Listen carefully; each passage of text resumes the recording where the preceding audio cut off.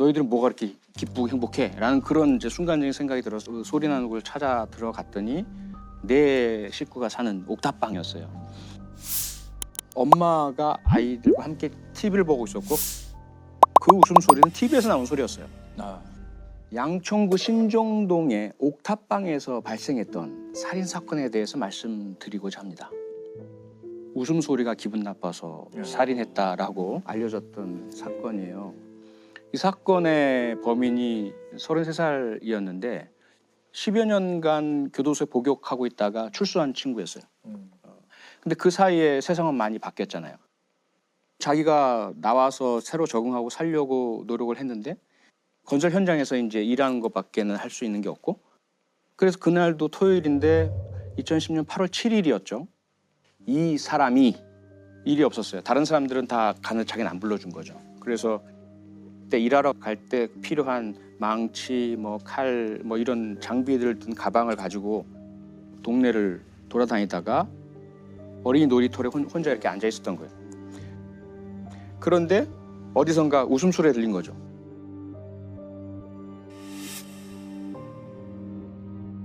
나는 이렇게 비참하고 미래도 희망도 없고 이렇게 절망적으로 앉아 있는데 너희들은 뭐가 이렇게 기쁘고 행복해? 라는 그런 이제 순간적인 생각이 들어서 그 소리 나는 곳을 찾아 들어갔더니 내 식구가 사는 옥탑방이었어요. 엄마가 아이들과 함께 TV를 보고 있었고 그 웃음소리는 TV에서 나온 소리였어요. 근데 이제 엄마가 깜짝 놀라잖아요. 낯선 사람이 이렇게 들어서니까. 그랬더니 가방 안에 있던 망치를 꺼내가지고 그냥 이렇게 머리를 가격을 한 거예요. 그런데 그때 아빠가 화장실에 계시다 나오고 또 그 장면을 보니까 가방에서 칼을 꺼내서 아버지를 또 찔렀어요. 결국은 아버지는 돌아가시고 어머니는 중상을 입고 중환자실에 오랫동안 그 치료를 받으시는데 그리고는 그냥 가버렸어요. 가정집에 침입해 이유 없이 가장을 살해한 신정동 살인사건의 범인이 잡혔습니다. 윤 씨는 신정동 일대를 배회하다 단란한 주말 저녁을 보내던 가족들에게 흉기를 휘둘렀습니다. 그러니까 경찰로서는 그 현장에 갔는데 미스터리인 거죠. 이게 도대체가 범행 동기가 불분명하죠. 범행 동기가 불분명한 거예요. 부모님이 무슨 원한 관계가 있나? 아무리 찾아봐도 원한 지금 사람도 없고 불만가진 사람도 중에 아무도 없는 거예요. 오직 CCTV에서 발견된 모습이 있어요. 그 현장에 떨어진 모자, 인상착의.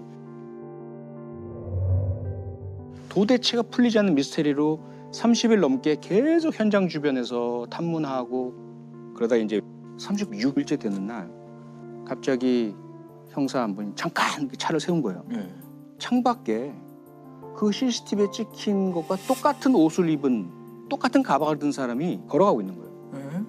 그래서 다짜고짜 가서 왜 그랬어? 라고 질문을 했더니 경찰서에 가서 말씀드릴게요. 그러니까 이 사람은 멀리 도망갈 의사도 없었고 그럴 요량도 없는 상태였어요. 그러니까 제가 한 4시간 면담을 하면서 도대체 어떻게 살아왔는지 왜 그랬는지를 따져보니까 이 친구가 어린 시절부터 자기 아버지로부터 극심한 가정폭력, 온 가족이 다 폭행을 당했어요. 술만 드시고 집안 다 때려 부수고 어머니 폭행하고 아이들은 도망다니고. 그런데 이 사람이 그 아버지가 하던 행패를 학습을 한 거예요. 조금만 기분이 나쁘면 술 마시고 자기 아버지가 하던 걸 똑같이 하다가 그걸 강력범죄 저지르고 잘못된 선택을 하게 되고 결과적으로는 뿌리는 아동학대더라 이 말이죠. 현장 검증에서 윤 씨는 행복한 가정의 웃음소리가 자신의 처지와 비교돼 범행을 저질렀다고 말했습니다. 나 자신은 이렇게 비참하게 살아가는데 다른 사람들의 행복하게 살아가는 모습이 너무나도 저와 비교돼가지고 순간적으로 그런. 경찰은 윤 씨에 대해 살인 혐의로 구속영장을 신청했습니다. 물론 전적으로 본인 책임입니다. 그렇습니다. 그렇다 하더라도 본인이 절대로 다른 사람을 해치지 않겠다는 기본적인 신념을 가지고 살아야 되지만 만약에 어린 시절에 아동학대 당하고 가정폭력의 피해자였을 때 사회가 제대로 개입해서 보호하고 교육하고 치료하고 그런 개입을 했었더라면 과연 이 무고한 피해자들이 생겼겠느냐라는 거죠. 그렇습니다. 예. 또 아동학대 사건입니다. 경남 창녕에서 온몸이 멍투성이가 돼 인천에서 아동학대로 의심되는 사망 사건이 또 발생했습니다.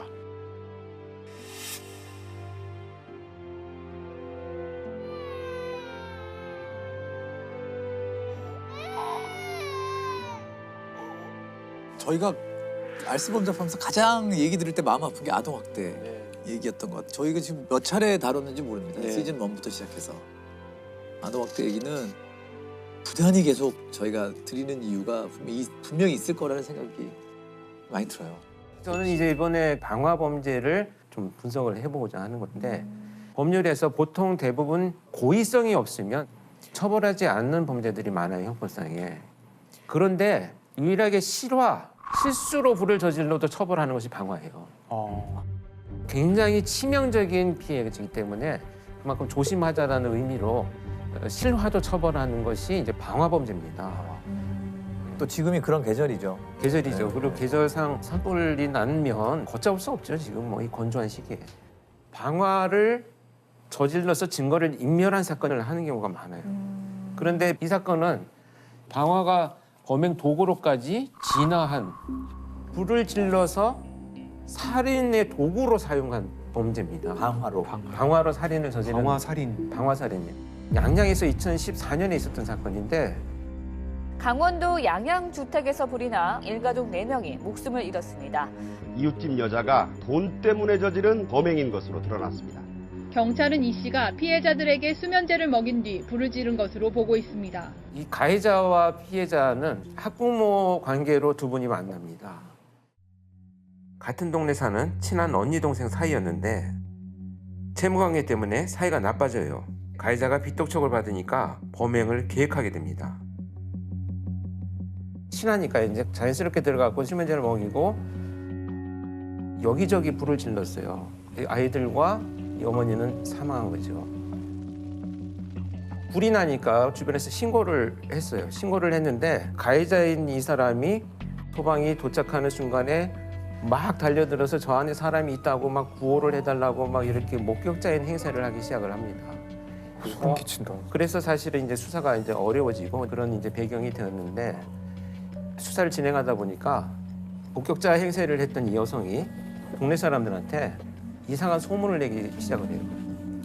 저 사람이 나한테 돈을 빌려갔는데 갚지 않고 스스로 비관을 해서 자녀들을 죽이고 자기가 죽은 거다. 막 이런 이상한 소문을 퍼뜨리기 시작을 해요.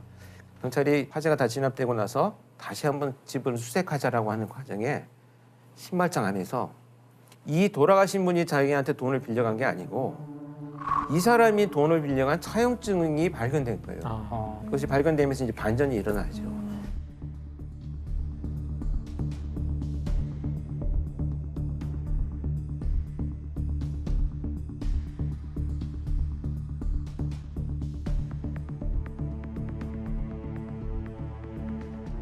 현장에서 그 방화로 의심되는 흔적들이 많았다고요.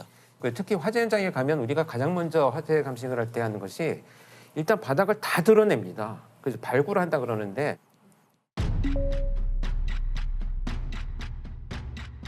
정말 삭하고 호미 이런 걸 갖고 와가지고 싹 다 드러내요.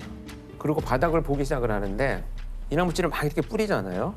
물결 형태의 흔적들이 그대로 남아 있어요.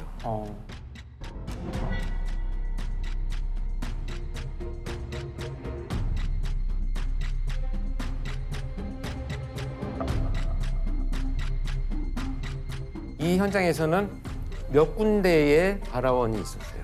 몇 군데에서 불이 질러졌다라고 하는 얘기인데 전기 누전, 배선, 가스 이런 부분들은 아무 이상이 없었어요. 많은 경우에 사실 자연적으로 일어나는 그런 거는 주로 전기 합선이 가장 많거든요. 전기 합선으로 이제 불이 일어났을 땐 단락흔이라고 하더라고요. 단락흔이란 거는 이제 합선 같은 걸로 아주 높은 온도의 그 발화가 시작된 거예요. 보통 2, 3,000도 가까운 온도가 된대요. 구리 녹는 점이 1,000도거든요.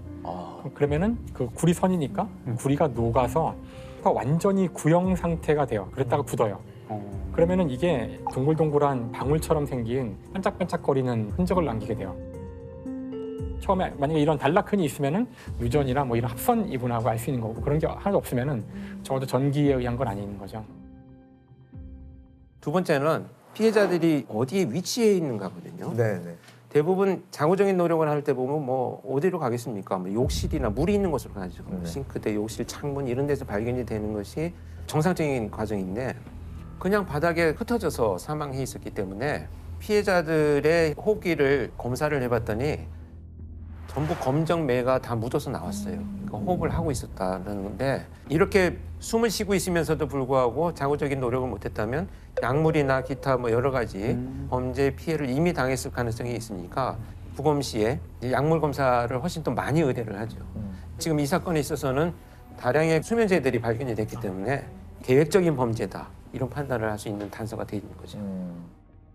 가해자는 이 사건 전에도 방화를 저질렀죠. 네, 그렇습니다. 이게 사실 이제 수사에서 더 밝혀진 것이 이 사건이 나기 3일 전에 자기하고 살고 있는 내연남을 방화 살인을 시도한 흔적이 또 발견됐어요. 지난달 강원도 양양에서 방화로 일가족 4명을 숨지게 한 40대 여성이 같은 수법으로 자신의 내연남도 살해하려 한 것으로 드러났습니다. 경찰은 내연남의 보험금 1억 7천만 원을 가로채려고 범행을 저지른 것으로 보고 있습니다. 근데 이 불을 이용했다라고 하는 것은 어떤 그 심리적인 성향과 아주 깊은 관련이 있다고 봐요. 그래서 가해자 같은 경우에도 방화로 평상시에 스트레스를 풀어왔던 것으로 보여져요. 네네. 지금 5년간 1년에 한두 번 정도는 자기가 화상을 입은 흔적들도 나타나고 있거든요. 이건 불을 지르다가 자기가 화상을 입은 흔적이다 이렇게 볼 수가 있는데 아마 이런 사람들은 그 빛들 이런 것들로 인해서 궁지에 처해 있는데 이걸 해소하는 방법 중에 하나가 방화가 선택되었다 이렇게 보여집니다. 결국 이제 자신한테 친숙한 이 방화라는 방식을 범행 도구로 사용한 것이고요. 방화범은 어떤 처벌을 받을까요? 방화범은 일단 태운 대상이 무엇이냐에 따라서 죄명이 많이 달라져요. 대표적인 게 현주 건조물 방화죄라고 사람이 지금 살고 있는 건조물 또는 주거를 위해서 사용되는 뭐 선박, 기차까지 다 포함을 해서 이런 것들을 이제 태웠을 때 현주 건조물 방화죄가 되고요. 사람을 상해하게 이르거나 또는 사망하게 되는 결과까지 나오게 된다면 이것도 일반 살인죄보다 법정형 자체가 더 높아요. 사형 무기징역 또는 7년 이상의 징역이기 때문에 상당히 높게 처벌하고 있어요. 이미 형법으로도. 결국 양형은 어떻게 받았나요? 그래서 결국은 이제 사형이 구형이 되고 무기징역으로 선고가 났죠. 그래서 그만큼 위험성이 있고 계획적인 범죄다는 것을 법정에서도 인정한 사건이 되겠습니다.